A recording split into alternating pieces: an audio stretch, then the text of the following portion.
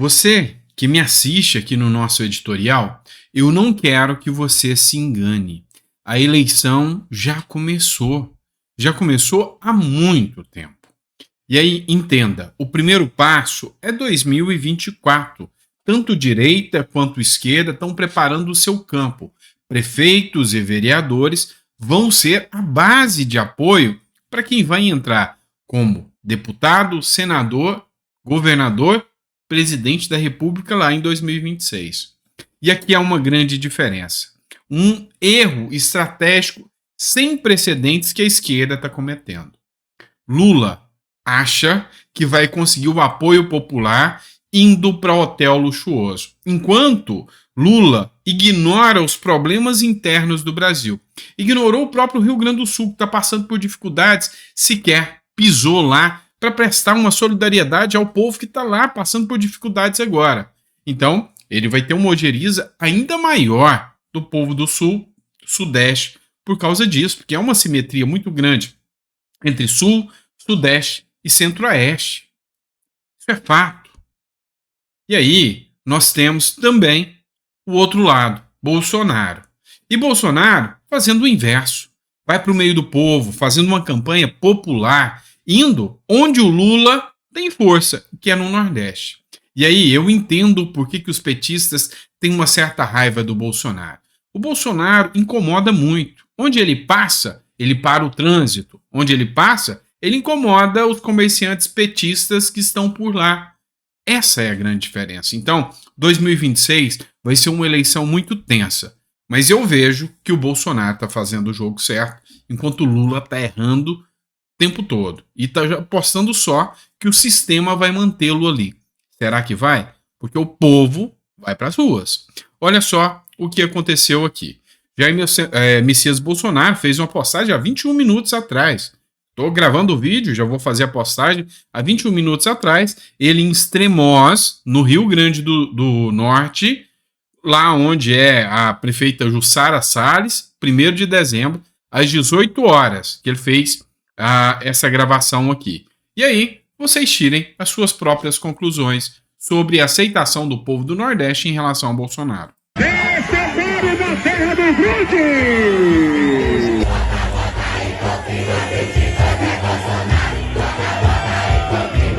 Presença também do vereador Fábio Vicente.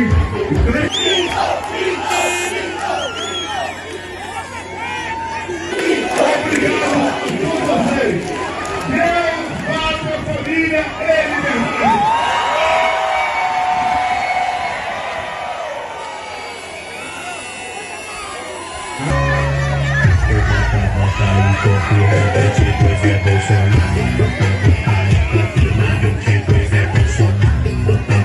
E a minha pergunta é: Lula não deveria fazer o mesmo? Por que não vai para o meio da rua? Por que não vai encarar o povo? Se é uma eleição.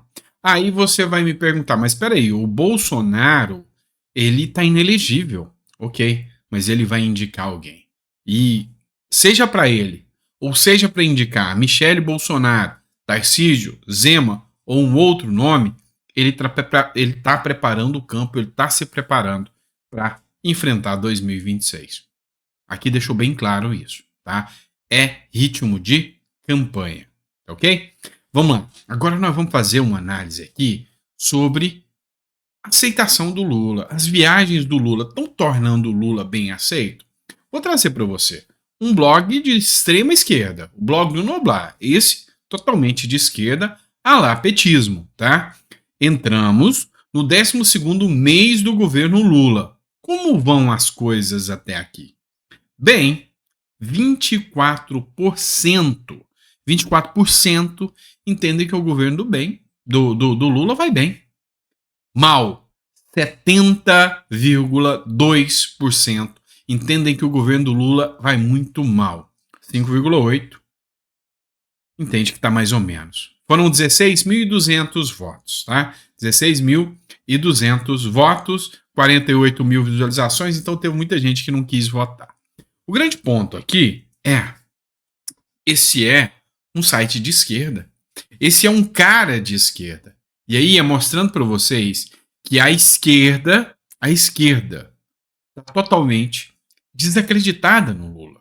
Lula não tem base nenhuma. Então você vê as pesquisas, tá? Você vai assistir as pesquisas. Olha só, a Quaest falou que Lula está com 50% de aceitação. Vamos ver a pesquisa que é feita aqui, ó, num site de esquerda. É muito maior a desaprovação do Lula, 70%. E aí, se você pegar um canal que é de direita, tá? Um canal que é de direita. Exemplo, o meu. Eu fiz a postagem, o blog do Noblar, faltam só 4 horas, então tem quase 24 horas que o dele está disponível. Eu fiz o meu apenas há 3 horas, tá? Há 3 horas, para quem quiser ver aqui, ó, há 3 horas eu fiz a postagem e olha só, já deu mais gente que o dele só deu 16, o meu já deu 19 mil votos aqui. E aí, muito ruim, 94% acham que tá muito ruim, 4% acha que tá só ruim. Muito bom, 1%. Bom, 1%. Tanto faz. Ninguém acha que tá tanto faz. Vocês entendem aqui a grande diferença?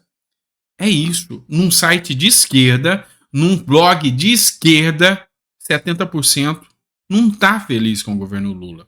Num de direita, 94% não tá feliz com o governo Lula. Eu tinha feito outra pesquisa que eu tinha esquecido de perguntar aqui, de trazer para vocês, né? Um dia atrás, eu perguntei: o que você acha da indicação de Dino para o STF? 2% aprova, 98% reprova a indicação do Dino para o STF. Ou seja, mostra que a esquerda está dominando, mas sem qualquer apoio popular. Não tem um apoio popular devido para estar à frente do sistema como está. E está pouco se lixando, pouco se importando com a opinião do povo. Por quê? Porque eles têm um STF. Por quê? Porque eles têm a Polícia Federal, porque eles têm um exército. Eles estão com a corda toda. Mas será? Porque o jogo começou a virar um pouquinho. E a imprensa está mostrando isso. Vocês vão ver. Eu vou mostrar isso aqui para você. O primeiro passo que eu vou mostrar para vocês foi o Rony Gabriel que fez uma postagem aqui. E, pasmem, é a Globo criticando o Lula e, de certa forma, resguardando ou defendendo o Bolsonaro aqui. Dá uma olhada só, porque a imprensa está encarando o Lula lá com o sheik da Arábia Saudita como se tivesse com um príncipe. E até a Globo criticou, dá uma olhada. E eu lembro que Bolsonaro se encontrou com o Bin Salman, eu lembro das críticas rodando e não tô vendo ninguém. E hoje as críticas não estão. Exatamente. O presidente Bolsonaro foi muito criticado naquela altura e com correção. Sim. E agora as críticas também precisam ser feitas em relação a essa visita. É a deferência que o Brasil precisa fazer nesse momento a uma monarquia absolutista do Oriente Médio, uma ditadura que não é importante do ponto de vista econômico, que não entregou os investimentos que prometeu em 2019, que não é relevante para o comércio exterior brasileiro, que é responsável por extração de petróleo e tem interesse na área de petróleo dentro de um contexto de COP. Essa é a nossa prioridade de política externa agora. Eu acho que esses questionamentos merecem ser feitos. E eu lembro que... Pois é, difícil, mas eu vou ter que dar parabéns para a Globo. Por que não vai criticar? Vocês sentiram que a imprensa está entendendo? Olha, a gente está em maus lençóis com essa turma que está no poder. Vocês entendem que talvez o Pix da Globo não caiu, mas é a Globo falando: gente, nós temos que criticar o Lula. O Lula está errado, nós temos que criticar. E o que não faltam são erros durante a gestão petista. É isso que está acontecendo. E aí, não é só a Globo. É aquela turma toda que batia em Bolsonaro, hoje está mudando o ponto de vista. Vamos falar da Folha de São Paulo?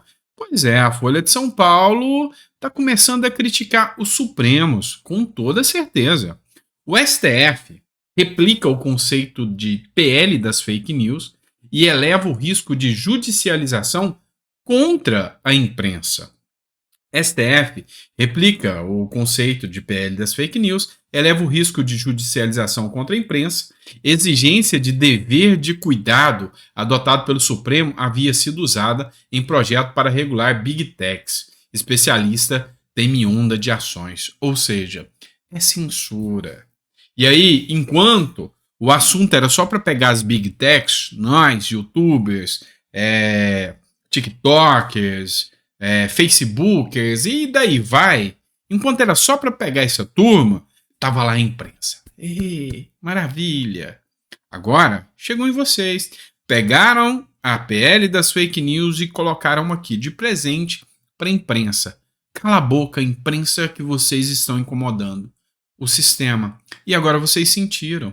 Tanto é que um conjunto, uma associação de jornalistas e uma confederação de jornalistas recorreram à OEA contra o Supremo Tribunal Federal. Quem diria? Lembra daqueles jornalistas que riram, abusaram do girão? Olha, foram fazer uma denúncia na ONU e erraram de endereço. Quem diria que hoje vocês, jornalistas, têm que socorrer-se à OEA contra o STF porque temem censura e a falta da liberdade de imprensa? É incrível, não é? Pois é, a grande questão é que o momento que nós estamos agora, o STF entendeu que ele não é tão grande quanto ele pensava. O STF entendeu e começou com uma série de fatores. Começou, primeiro, com a PEC, a PEC da limitação dos poderes do STF. O Senado não está tão afim deles assim. Depois veio a morte do Clezão. O povo foi para a rua. A imprensa começou a bater.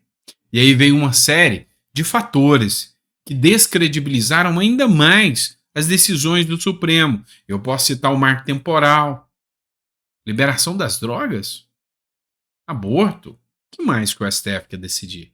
Então, isso incomodou muito. E aí, a imprensa viu que tem que agir, o Senado viu que tem que agir e o povo foi para as ruas, coisa que eles não imaginavam. Depois de colocar dona de casa na cadeia por 17 anos, eles não imaginavam que o povo teria coragem de ir para Paulista. E o problema é que foram. E aí, matéria aqui do Ceará Antenado, eu sempre cito a fonte para vocês, sentiram. Gilmar Mendes diz que o STF pode ajustar a decisão de condenar a imprensa por entrevistas, ou seja, sentiram mesmo. O ministro Gilmar Mendes do Supremo Tribunal Federal disse ser possível ajustar a decisão que prevê a condenação à imprensa por entrevistas que tiverem indícios concretos de falsidade de acusação. Se houver erros fatídicos ou provas que, de fato, a tese está a dizer algo para além dos determinados juízos que se pode fazer sobre algo, observou o juiz do STF em entrevista ao jornal A Folha de São Paulo. Em algum momento, desde que começou todo esse disparate que nós vemos, vocês viram ministros do STF irem a público para quase que ter que pedir desculpa?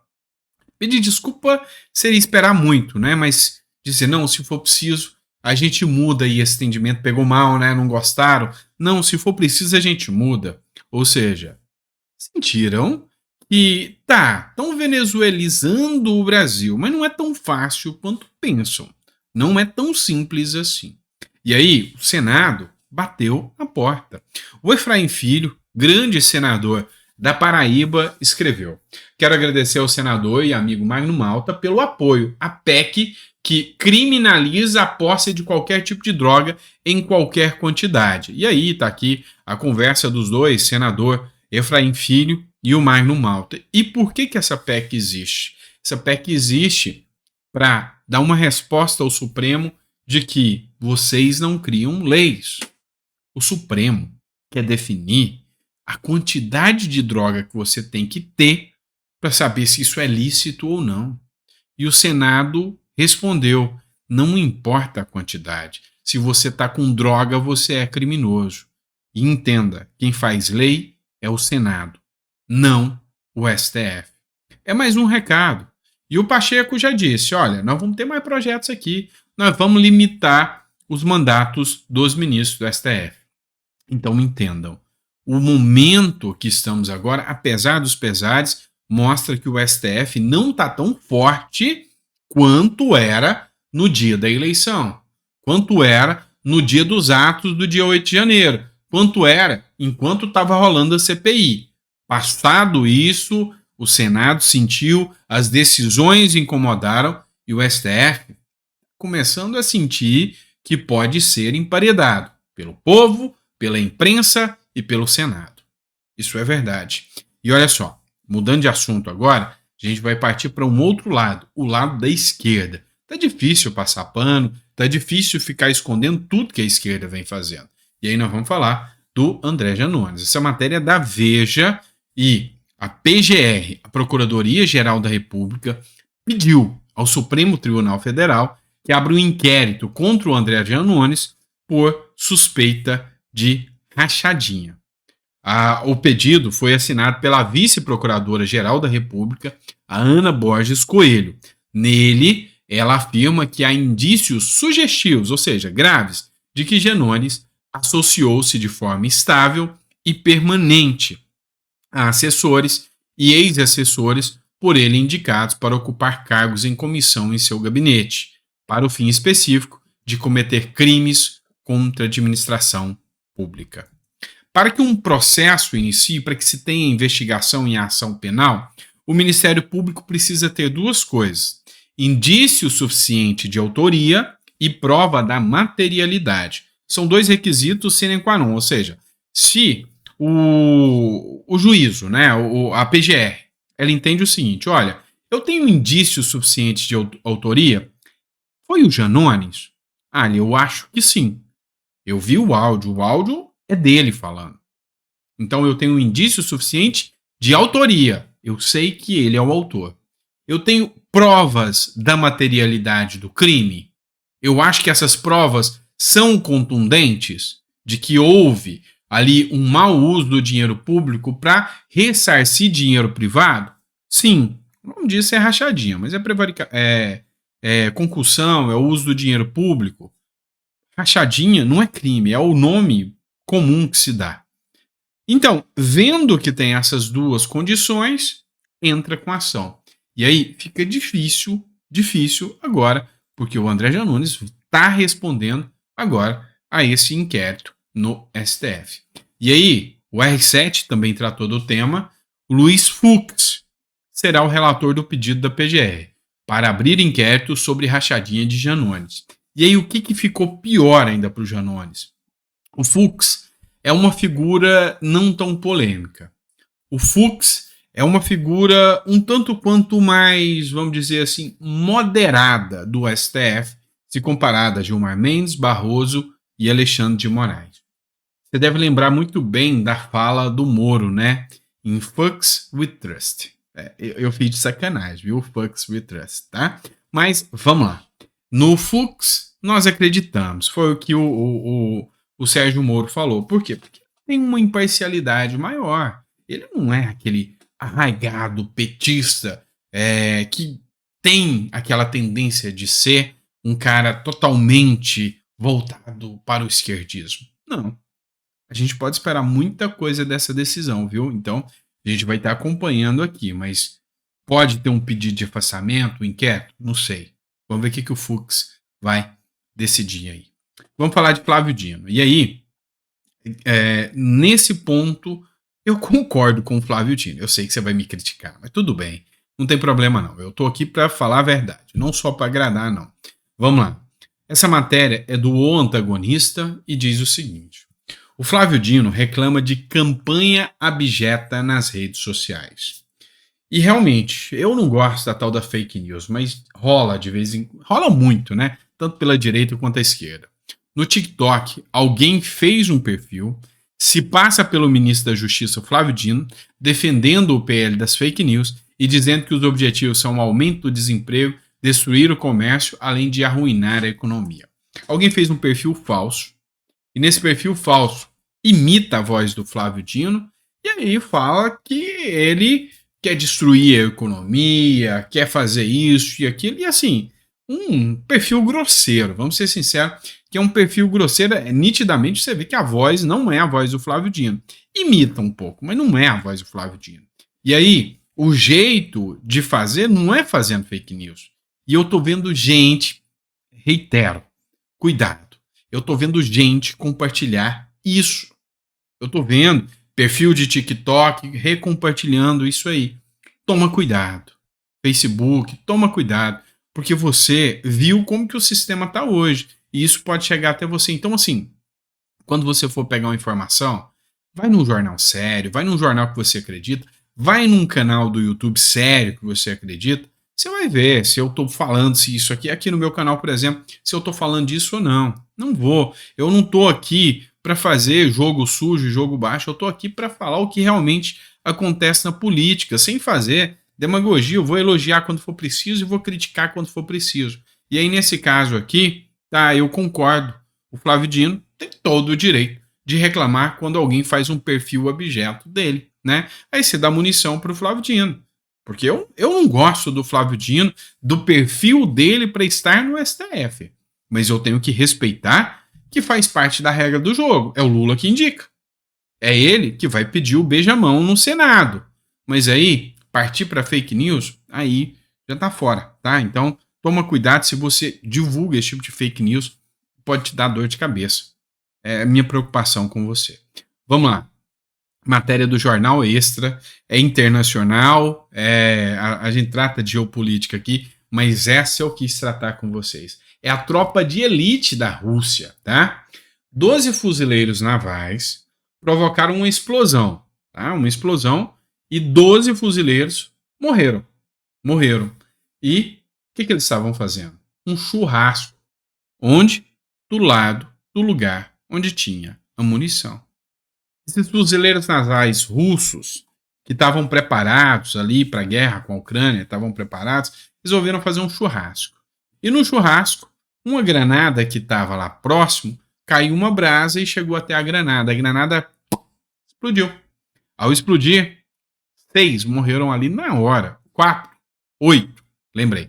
8 morreram ali na hora. 4 foram levados às pressas para o hospital, mas não resistiram. Então, fica aqui, achei um fato curioso para estar tratando aqui com vocês, essa matéria do Jornal Extra. Eu sempre cito a fonte aqui para vocês, tá? Outra questão aqui. Vamos falar desse caso aqui, ó. Desse brasileiro, ou melhor, filho de brasileiros, né? O Jorge Santos, deputado brasileiro, Jorge Santos, tem mandato cassado nos Estados Unidos em votação histórica. Só 6 foram cassados até hoje, lá nos Estados Unidos, e ele foi o primeiro sem uma condenação criminal antes, tá? Vamos lá. A direita, a esquerda está caracterizando como uma vitória da esquerda mundial. A direita, alguns caracterizam como se fosse uma derrota da direita. Para mim, eu nunca o vi como um grande nome da direita. Tá? Nunca vi como uma representatividade da direita. E as denúncias que são feitas contra ele são tão pífias, mas, sabe? E assim, ele sequer refutou os fatos. O cara usou verba de campanha para acessar OnlyFans. O cara usou verba de campanha para fazer passeio. Então, assim, são uma série de denúncias, e aí tem denúncia de desvio de dinheiro público, dentre várias outras. As falas do Jorge Santos são desconexas, e nisso aí eu tenho que concordar. E aí o Senado norte-americano, a Câmara norte-americana, né, o Congresso norte-americano, expulsou, e ele saiu e falou que esse lugar vai para o inferno e que não está nem aí com isso. Mas ele é um cara polêmico, é um cara que realmente não passa a credibilidade que a direita espera, tá? Tá, eu sei que você vai me criticar, mas eu tenho essa visão, tá? Eu tenho essa visão em relação a Jorge Santos aí, tá? Ó, tem um vídeo que eu vou colocar para vocês, é uma crítica que foi feita aqui pelo deputado Penzetti. E eu achei bem interessante, é um videozinho só de 2 minutos, só para a gente terminar aqui, o quanto o Ministério da Agricultura, ele está, sabe, mitigando ali o trabalhador do campo, o quanto ele vem causando prejuízo para o agronegócio. Dá uma olhada nisso aqui e aí você me dá o seu comentário aqui sobre isso. O Ministério do Trabalho está fazendo em Santa Catarina não pode ser chamado de fiscalização. É perseguição mesmo, com todas as letras. Poxa, a safra já vai ser fraca, a chuva acabou com boa parte da produção, muita gente sem poder acessar o Proagro. Os agricultores endividados, a maioria nos bancos pedindo renegociação, e o governo manda uma tropa de choque para espalhar o terror. Estão entrando nas propriedades sem a presença do produtor nem dos empregados, e sem qualquer tipo de autorização judicial. Isso não pode acontecer. Está bem claro, ali no artigo 5º da Constituição. Eles só podem entrar numa propriedade privada sem o consentimento do dono em 4 situações. Em caso de flagrante delito, desastre, para prestar algum tipo de socorro ou então por determinação judicial. E essa invasão não se enquadra em nenhum desses critérios. Além disso, estão colocando as caminhonetes dentro da roça, estragando a plantação. Com ordem de quem? Que poder que eles têm para causar esses estragos? Eu já encaminhei solicitação formal ao Ministério do Trabalho e Emprego pedindo explicações sobre essa operação. Como é uma iniciativa do governo federal, eu, como parlamentar, não tenho poder para barrar a fiscalização, mas eu tenho o dever de cobrar que essa fiscalização seja feita respeitando a legislação em vigor. E a conversa que nós tivemos em Ituporanga sobre a dupla visita. A primeira, orientativa, só a partir da segunda com infração. Também estão desrespeitando esse acordo. Mas alguém tem que pagar o enxoval renovado com algodão egípcio no Palácio do Planalto, né? Alguém tem que bancar os 164 milhões de reais gastos em viagens internacionais para o Lula e para a Janja fazer lua de mel. O objetivo não parece ser fiscalizar as boas práticas de trabalho. Está muito claro que o intuito é arrecadar. Tirar dinheiro de quem não tem para bancar o luxo de quem já tem demais. E escreva o que eu vou dizer. Muita gente, depois dessa safra, vai parar de plantar cebola. Não são 5 ou 6 não, é muita gente que vai abandonar o barco. E quem não parar de plantar, vai diminuir a produção para não precisar mais contratar mão de obra. E a partir de dezembro, minha gente, é Santa Catarina que abastece o mercado nacional. No ano que vem, nessa mesma época, quando a cebola tiver a 15 conto o quilo no mercado, vocês vão começar a dar valor para o nosso agricultor. Pois bem, triste essa situação que nós trazemos aqui, uma denúncia do pessoal de Santa Catarina aí, tá? E é isso. Espero que você tenha gostado do nosso editorial. Obrigado por ter ficado até o final aqui com a gente. E aí, se você puder fazer uma coisa para estar ajudando a gente aqui, eu te agradeço muito. Você tem alguma dúvida? Tem alguma enquete que você acha que a gente devia fazer? Por exemplo, essa aqui que a gente fez hoje, a gente perguntou se você aprova o Flávio Dino, depois a gente fez como que você está aprovando o governo Lula. Eu vou fazer uma próxima enquete. Quem seria o nome que você apostaria para a eleição em 2026 se Bolsonaro ficar inelegível? Vamos fazer essa? Mas eu queria que você me desse opiniões. Que tipo de enquete que você queria fazer? Põe no comentário a enquete que você acha que a gente deveria fazer e coloca as opções para mim, que eu juro que eu vendo o seu comentário aqui, eu vou colocar a enquete, vamos fazer e vamos tentar ver. Outra coisa, o impacto das enquetes tá demais. Aqui eu fiz a pergunta lá pro Salles ou Kim Kataguiri ou outro lá, deu 82 mil votos, gente. É muito mais do que a do pessoal aí da Genial Quest, do Datapovo. Aqui é muito maior, 82 mil pessoas votaram, 91% dos inscritos aqui do canal topam Ricardo Salles, tá? 2% Ricardo Nunes, 2% Boulos e 6% Kim Kataguiri, mas 82 mil pessoas votaram. Essa outra aqui que eu perguntei do Dino, 69 mil pessoas. Então, faz aí a enquete para mim, manda para mim, vamos participar juntos aqui. Combinado? Tá certo? Mais uma vez, obrigado por me receber na sua casa, tá?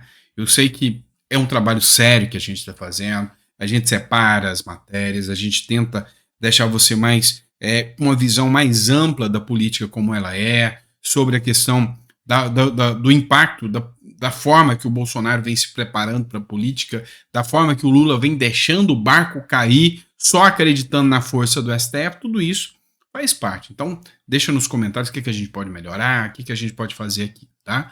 Obrigado mesmo. Amanhã, sabadão, a gente tá aqui 9 horas, eu tô te esperando, tá bom? Grande abraço, fica com Deus.